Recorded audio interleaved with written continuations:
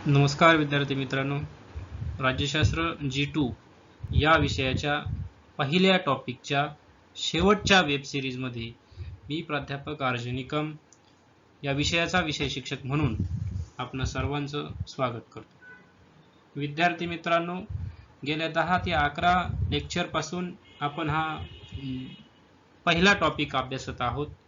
यामध्ये आपण विचारप्रणालीची ओळख, अर्थ, स्वरूप, व्याप्ती, विचारप्रणालीच्या अभ्यासाची आवश्यकता, विचारप्रणालीची साधने, विचारप्रणालीची उगमस्थाने, विचारप्रणालीची कार्ये याचा अभ्यास केलेला आहे।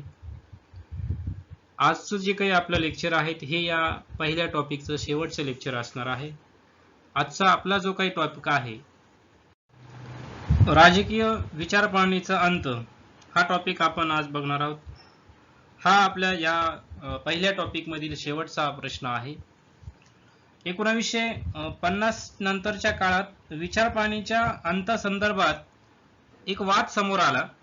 या विचारप्रणालीचे मूलग्राही स्वरूप व जहालपणा कमी झाल्याने विचारप्रणालीचा अंत झाला असे म्हटले गेले, तर विचारप्रणालीची लोकांना आकर्षित करण्याची भावनात्मक तीव्रता देखील बऱ्याच अंशी घटली। यातून देखील विचारप्रणालीची प्रासंगिकता नष्ट झाली असे युक्तिवाद करण्यात येऊ लागले। या विचारप्रणालीच्या अंतासंदर्भात जगभरातील काही विचारवंत आहेत, त्या विचारवंतांनी काही युक्तिवाद केलेले आहे। त्यातील प्रमुख युक्तिवाद आपण अभ्यासूया। त्यातील पहिला आहे स्टुअर्ट ह्युजेस विचारवंत आहे। या विचारवंतांनी सर्वप्रथम 1951 मध्ये एक लेख लिहून विचारप्रणालीच्या विघटनाची प्रक्रिया सुरू झाली आहे असे मत मांडले। विचारप्रणालींनी आपले मूलग्राही क्रांतिकारी अंग गमावले आहे असे प्रतिपादन केले।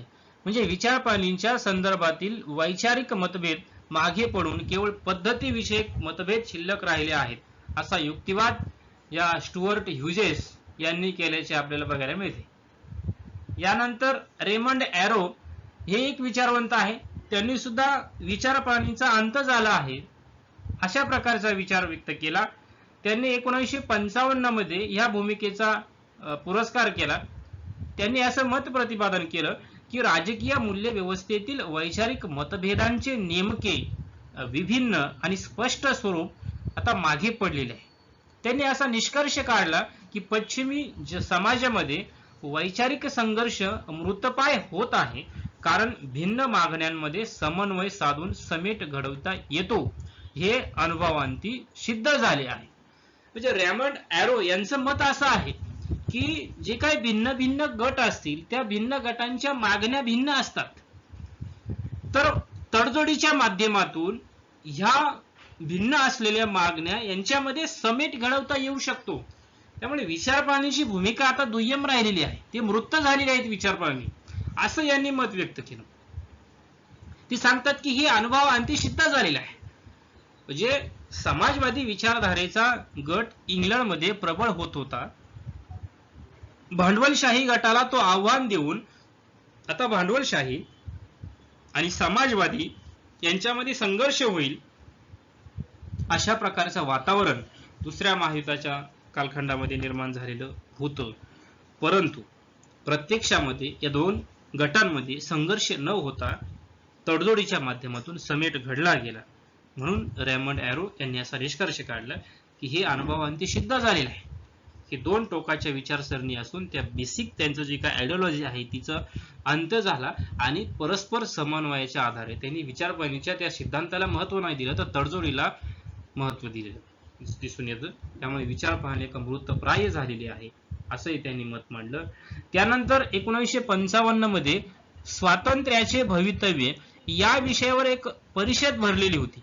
या परिषदेमध्ये काही विचारवंतांनी मत मांडलं। त्यामध्ये असं ठरलं गेलं की जहाल विचारप्रणालीचे पतन आता होत आहे। त्यानंतर या पतनाचे मुख्य कारण पश्चिमी देशातील आर्थिक सुबत्ता हे आहे आणि एकेकाळी परस्पर विरोधी असणाऱ्या विचारप्रणाली परस्परांच्या जवळ येत आहे। ही भांडवलशाही समाजवादी विचारसरणी परस्परांच्या विरोधात असेल तर ते एकत्र येतात, लोकशाहीवादी असेल, साम्यवादी असेल तर ते परस्पर समन्वय घडवून आणत आहे। असं या सेमिनारमध्ये एकमत झाल्याचं बघायला मिळतं. त्यानंतर डॅनियल बेल हे जे काही विचारवंत आहे त्यांनी एंड ऑफ आयडियोलॉजी नावाचा ग्रंथ लिहिला. त्यात ते असं म्हणतात की त्यांनी या पश्चिमी जगतात कळीच्या राजकीय मुद्द्यांवर विचारवंतांमध्ये सहमती निर्माण झाली आहे असे मत मांडले. कारण त्यांनी कल्याणकारी राज्याची चौकट, मिश्र अर्थव्यवस्था, राजकीय बहुलतावादाचा स्वीकार केलेला आहे. जे मिश्र अर्थव्यवस्थेचा स्वीकार केलेला आहे काही देशांनी, यामध्ये लोकशाहीचा पण स्वीकार असतो, समाजवादी साम्यवादी विचारधारेच्या काही तत्वांचा पण स्वीकार केलेला असतो. म्हणजे इथं मिश्र अर्थव्यवस्था म्हणजे मिश्र राजकीय विचारप्रणालीचाच एक प्रकारचा समावेश केलेला आहे राजकीय व्यवस्थेमध्ये. त्यामुळे आता विचारप्रणालीचा अंत झालेला आहे, यावर सर्व विचारवंतांचं एकमत झालं आहे असं ह्या डॅनियल बेल यांनी नमूद केलेलं आहे. त्यानंतर लिपसेट नावाचे विचारवंत आहे, त्यांनी पण असाच विचार मांडलेला आहे. तर त्या लिपसेट यांच्या मते राजकीय विचारप्रणालीच्या पतनाचा आर्थिक विकासाशी त्यांनी संबंध जोडलेला आहे. औद्योगिक क्रांतीने निर्माण केलेले अनुभव, राजकीय प्रश्न सोडवले गेले आहेत. कामगारांना औद्योगिक व राजकीय नागरिकत्व मिळालेले आहे. महत्वाचे म्हणजे पुराणमतवाद्यांनी कल्याणकारी राज्य स्वीकारले आहे, तर लोकशाहीवादी डाव्यांनी प्रबळ राज्य आर्थिक समस्यांची उकल करण्यापेक्षा व्यक्ती स्वातंत्र्याला ते मारक ठरते हे लक्षात घेतले आहे. त्यामुळे त्यांनी असा निष्कर्ष काढला की वर्ग संघर्षाची तीव्रता कमी झाली आणि सामुदायिक वाटाघाटीचे राजकारण उदयाला आलेले आहे. उपभोग्य वस्तू, शिक्षणाचे समान वाटप झाल्यामुळे समाजांतर्गत संघर्षाची तीव्रता जी आहे ही कमी झाली. त्यामुळे सामुदायिक वाटाघाटींचे राजकारण इथं उदयाला आले अशी मांडणी त्यांनी करून एक राजकीय विचारप्रणालीच्या अंताकडे त्यांनी लक्ष वेधलेलं आहे. त्यानंतर डब्ल्यू रोस्तो हे एक विचारवंत होते. त्यांनी the status of economical growth या ग्रंथात आर्थिक विकासाचं एक कल्ली प्रारूप त्यांनी मांडलं. त्यांच्या मते पाश्चिमात्य समाज आर्थिक विकासाच्या ज्या टप्प्यातून गेला त्या टप्प्यातूनच दुसऱ्या व तिसऱ्या जगातील देशांना मार्गक्रमण करावे लागेल. म्हणजेच कोणत्याही प्रकारची विचारप्रणाली असली तरी तिला आर्थिक विकासाच्या पश्चिमी समाजप्रिय टप्प्यातूनच जावे लागणार आहेत असं त्यांनी विचार केला. म्हणजे दुसरं आणि तिसरं जे काय म्हणजे जे काही भांडवलवादीचे राष्ट्र जे काही आहे त्यांनी जो लोकशाहीच्या माध्यमातून जो काही विकास केलेला आहे तर त्याच माध्यमातून दुसरे जे म्हणजे साम्यवादी राजवटींना, तिसरं म्हणजे जे काही अलिप्ततावादी राष्ट्र असतील तर ह्या राष्ट्रांना पाश्चिमात्य जगाने ज्या माध्यमातून विकास केला तर त्याच माध्यमातून जाऊन त्यांना आपला विकास करता येणार आहे. त्याशिवाय त्यांना दुसरा पर्याय नाहीये. म्हणजे भलेही त्यांची विचारप्रणाली जरी वेगळी असेल, म्हणजे साम्यवाद्यांची जरी विचारप्रणाली वेगळी असेल, इकडे लोकशाही समाजवाद्यांची असेल, पण त्यांना या पाश्चिमात्य विचारसरणीचा पुरस्कार करूनच त्यांना आपला विकास करता येईल. म्हणजे म्हणून त्यांची जी काही मूळची विचारसरणी असेल, साम्यवादी असेल किंवा इतर असेल, तर ही आता काही उपयोगाची नाहीये. आता फक्त पाश्चिमात्य लोकांच्या अर्थव्यवस्थेनुसार तुम्ही मार्गक्रमण केलं पाहिजे असा विचार रोस्तो यांनी मांडलेला आहे. त्यानंतर गॅलब्रेथ नावाचे विचारवंत आहेत, त्यांनी पण या संदर्भातच असाच विचार मांडलेला आहे. त्यानंतर सगळ्यात महत्वाचा जो काही विचार आहे तो म्हणजे फ्रान्सिस फुकुयामा, एक फ्रान्स मधले विचारवंत आहे. त्यांनी एंड ऑफ हिस्ट्री नावाचा ग्रंथ लिहिला. त्यांनी या ग्रंथामध्ये इतिहासाच्या अंताची घोषणा करून एका अर्थाने विचारप्रणालीच्या अंताचाच युक्तिवाद केलेला आहे. सोव्हिएत रशियाचा पाडाव, जगातील इतर साम्यवादी राजवटींची झालेली पिछेहाट, तिसऱ्या जगाने स्वीकारलेले नव उदारमतवादी आर्थिक धोरण या कार्यक्रमांमुळे उदारमतवादी भांडवलशाही व्यवस्थेचा निर्णायक विजय झाला आहे. उदारमतवादी भांडवलशाही व्यवस्था हीच मानवी जीवनाच्या सर्व समस्यांची उकल करण्यासाठी समर्थ आहे. त्यामुळे पर्यायी विचार व्यवस्थेची निर्मिती करण्याची गरज नाही अशी मांडणी या फ्रान्सिस फुकुयामा यांनी केलेली आहे. म्हणजे यांनी एक ग्रंथ लिहिला, त्याचं नाव होतं एंड ऑफ आयडियोलॉजी. त्या ग्रंथात त्यांनी असं म्हटलेलं आहे की 1991 नंतर सोव्हिएत रशियाचं पाडाव झालेलं आहे. जे काही 91 पर्यंत रशिया आणि अमेरिका जे काही दोन वैचारिक गट निर्माण झाले होते, ते वैचारिक गटामधील जो काही एक गट होता रशिया या साम्यवादी विचारधारेचा तो पाडाव झाला आणि आता केवळ आणि केवळ फक्त अमेरिका म्हणजे पाश्चात्य भांडवलशाहीचा पुरस्कार करणारा अमेरिका हा एकच राष्ट्रच्या माध्यमातून आपल्याला सर्वांचा विकास करायचा आहे असं मत त्यांनी व्यक्त केलं. त्यामुळे जगभरातील ज्या काही समस्या असतील त्या समस्या सोडवण्यासाठी भांडवलशाही व्यवस्था हीच या सर्व समस्यांची उकल शोधण्यासाठी एक समर्थ आहे. त्यामुळे आता दुसऱ्या विचारधारेची विचारसरणीची आवश्यकता नाही, असं ह्या फ्रान्सिस फुकुयामा यांनी मत व्यक्त केलं होतं. परंतु हे असलं तरी सुद्धा काही विचारवंतांनी असं मत व्यक्त केलं आहे की विचारसरणीचा अंत झालेला नाही. ह्या विचारसरणीच्या अंताचे खंडन केलं गेलेलं आहे. त्यामध्ये ही जी मांडणी आहे ही अवास्तव आणि ओढून ताणून केलेली आहे, असं ह्या विचारसरणीच्या अंताचं खंडन करणाऱ्या विचारवंतांचं मत आहे. म्हणजे त्यांचं असं मत आहे की विचारसरणीचा अंत झालेला नाही. म्हणून ते सांगतात की विचारसरणीची अंत झाल्याची जी काही घोषणा केलेली आहे ही घोषणाच मुळात अवास्तव आहे आणि ओढून ताणून केलेली आहे. कारण पश्चिमी जगतात आढळणारा वंशभेद, दारिद्र्य व तेथे झालेला नव डाव्यांचा आणि नव उजव्यांचा उदय या बाबी भरमसाठ असणाऱ्या पश्चिमेमधील विचारसरणीचा अजूनही अंत झाला नाही, ही बाब अधोरेखित करताना दिसतात. त्यानंतर विकसनशील समाजामध्ये विचारप्रणाली अदृश्य होत नाही तर त्याचे महत्व वाढतच आहे. त्यानंतर हा जो काही सिद्धांत आहे हा नैतिक मूल्य व मानवी हक्कांकडे दुर्लक्ष करून अनुभववादाचे समर्थन करतो. रिचर्ड टिटमस यांनी हा सिद्धांत भांडवलशाही समाजातील आर्थिक सत्तेचे मक्तेदारीप्रणित केंद्रीकरण, सामाजिक विघटन आणि सांस्कृतिक निराशा या बाबींकडे दुर्लक्ष करतो, अशी टीका त्यांनी केलेली आहे. त्यानंतर मॅकफर्सन यांनी या सिद्धांताद्वारे अशी मांडणी केली की भांडवली समाजातील समतामूलक वितरण समस्या सोडवण्याचा अयशस्वी प्रयत्न केला गेला आहे, अशी टीका केलेली आहे. म्हणजे विचारसरणीचा अंत झाल्याचं जरी लिप्सेट असेल, डॅनियल बेल असेल, ट्रोस्टो असेल, हे विचारसरणी जरी म्हणत असतील, विचारवंत जरी असं प्रतिपादन करत असतील तरी सुद्धा जे काही विचारवंत आहे, काही राईट्स मिल्स असतील, रिचर्ड टिटमन्स असेल, मॅकफर्सन असेल, ह्या विचारवंतांनी असं मत प्रतिपादन केलेलं आहे की विचारसरणीचा अंत झालेला नाही. तर ते असं म्हणतात की विचारसरणीचा अंत ही एक नवी विचारसरणीच निर्माण झाली आहे. म्हणजे ह्या सर्वंकी सत्ताधीशांनी विचारसरणीचा वापर स्वतःचे श्रेष्ठत्व प्रस्थापित करण्यासाठी केला आणि विरोधकांना खलनायक ठरवून चिरडून टाकले.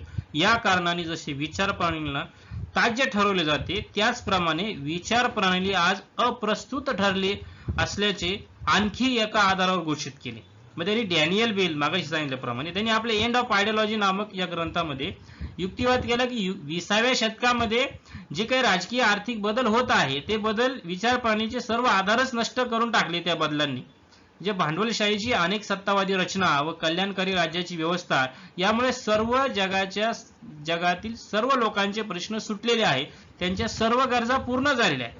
त्यामुळे तसंच समाज जो आहे हा एकसंघ बनलेला आहे. स्वातंत्र्य व समता ही मूल्य आता प्रतिष्ठित झालेली आहे. त्यामुळे कामगारांचे राहणीमानही सुधारलेले आहे, डाव्यांचा जहालपणाही कमी झालाय. त्यामुळे आता वादाचे काही फारसे मुद्दे राहिलेले नाहीये. त्यामुळे किरकोळ जे काही वाद असतील तर ते या तडजोडीच्या माध्यमातून सुटले जाऊ शकतात, अशी भूमिका त्यांनी घेतलेली होती. तसेच एका बाजूला उदारमतवादी लोकशाही राज्यव्यवस्थेचे यश आणि दुसऱ्या बाजूला स्टॅलिनची कारकिर्दीत विचारप्रणालीच्या नावाखाली लोकांवर झालेले अनन्वित अत्याचार, मार्क्सची चुकलेली अनेक भाकिते, यामुळे जगात आता कोणालाच विचारप्रणालीचे आकर्षण उरलेले नाही. उलट पक्षी सर्व मूलभूत प्रश्नांवर त्यांच्यात एकवाक्यता निर्माण झाली आहे. विचारप्रणालीमधील मतभेद कमी होत जाऊन अखेरीस विचारप्रणालीचा अंत घडून आला आहे, असा युक्तिवाद केलेला आहे.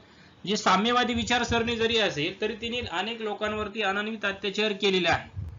त्यामुळे विचारप्रणालीचं आकर्षण काही फारसं उरलेलं नाहीये, असं हे डॅनियल बेल जे आहे त्यांनी भूमिका ती मांडलेली आहे.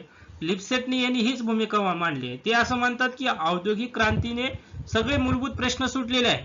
कामगारांना औद्योगिक व राजकीय नागरिकत्व मिळालेले आहे. पुराणमतवाद्यांनी कल्याणकारी राज्याला मान्यता दिलेली आहे. त्यामुळे आता विचारप्रणालीचा अंत होऊन आता एकच मार्ग शिल्लक आहे, तो म्हणजे पाश्चिमात्य बाजार व्यवस्था, उदारमतवाद, भांडवलवाद ह्याच माध्यमातून विकास करायचा आहे. वर्करने जरी हा विचारप्रणालीचा अंत हे जरी योग्य वाटत असलं तरी सुद्धा तो जो काही विचार आहे हा चुकीचा आहे. म्हणजे विचारप्रणाली म्हणजे हितसंबंधांचं एक विशिष्ट संच आहेत अशी त्यामागे भूमिका आहे. पण विचार प्रणालीबद्दलची ही भूमिका अत्यंत संकुचित आहे. वस्तुस्थिती अशी आहे की वरील प्रतिपादन जे मागाशी सांगितल्याप्रमाणे उदारमतवादी लोकशाहीच्या दोषांवर एक पांघरून घालून पर्यायी विचारांना एक निष्प्रभ करण्याचा हेतू या मागे आपल्याला दिसून येतो. म्हणजे विचार प्रणालीचा अंत झालेला आहे असं जे म्हणणं आहे हे पूर्णपणे चुकीचं आहे. ते म्हणजे जे उदारमतवादी असतील, लोकशाहीवादी असतील, त्यांचे जे काही दोष आहे त्या दोषांवरती पांघरून घालण्यासाठी त्यांनी ही विचार प्रणालीचा अंत नावाची नवीन आयडियोलॉजी तयार केली गेली आहे. पण प्रत्यक्षात विचार प्रणाली, विचार जो आहे हा विचार कधीही अंत होत नसतो, विचार कधीही मृत्यू होत नसतात. त्यामुळे अनेक विचारवंतांना ही विचार प्रणालीचे अंत ही विचारसरणी आज झाल्या आहेत अशी त्यांना मान्य नाहीये. त्यांनी विचार प्रणालीला बरे किंवा वाईट ठरवले जावो, आज एकही राष्ट्र विचार प्रणालीच्या प्रभावातून मुक्त झालेलं नाहीये असंही तिचे समर्थक सांगतात. अमेरिकन राज्यव्यवस्था आज लोकशाही, मुक्त अर्थव्यवस्था इत्यादींच्या संबोधनांनी स्वतःला मिरवत असली याचा अर्थ ती विचार प्रणाली अस्तित्वात आहेच. म्हणून राष्ट्रीय एकात्मता असेल किंवा राजकीय स्थैर्य असेल त्यासाठी विचार प्रणालीची नितांत आवश्यकता आहे. म्हणजे आपण विचार प्रणालीची आवश्यकता हा टॉपिक मध्ये बघितलेलंच आहे की त्याची किती मोठ्या प्रमाणात गरज आहे. हे सगळं असूनही विचार प्रणालीचा अंत झाला आहे असं म्हणणं चुकीचं आहे.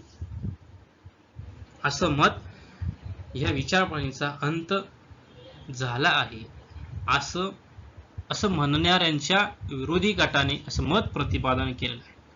म्हणून जो फ्रान्सिस फुकुयामा आहे त्यांनी जो एंड ऑफ हिस्ट्री नावाचा ग्रंथ लिहिला आहे त्यांच्या नंतर लक्षात आलं की इतिहासाचा अंत झालेला नाही किंवा या विचार प्रणालीचा अंत झालेला नाही, म्हणून त्यांनी पुन्हा नव्याने ग्रंथ लिहिला एंड ऑफ हिस्ट्री हा ग्रंथ त्यांनी लिहिला. त्यातून मग त्यांनी आपला जो काही आधीचा विचार आहे तो पुन्हा रद्दबातल ठरवला व विचार प्रणालीचा अंत झालेला नाहीये हेच या निमित्ताने लक्षात येतं. विद्यार्थी मित्रांनो, या ठिकाणी आपण विचार प्रणालीचा अंत हा अभ्यास विषयातील शेवटचा मुद्दा आहे हा बघितलेला आहे.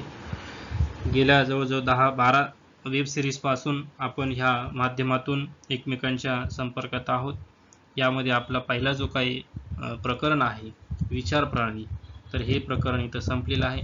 यामध्ये आपण या पहिल्या प्रकरणामध्ये आपण विचार प्रणालीचा अर्थ आणि व्याख्या, स्वरूप, व्याप्ती, महत्त्व, त्याच्या अभ्यासाची आवश्यकता, विचार प्रणालीची कार्ये, विचार प्रणालीची साधने, नंतर शेवटी विचार प्रणालीचा अंत झालेला आहे अशा स्वरूपाचे प्रश्न आपण अभ्यासलेले आहेत.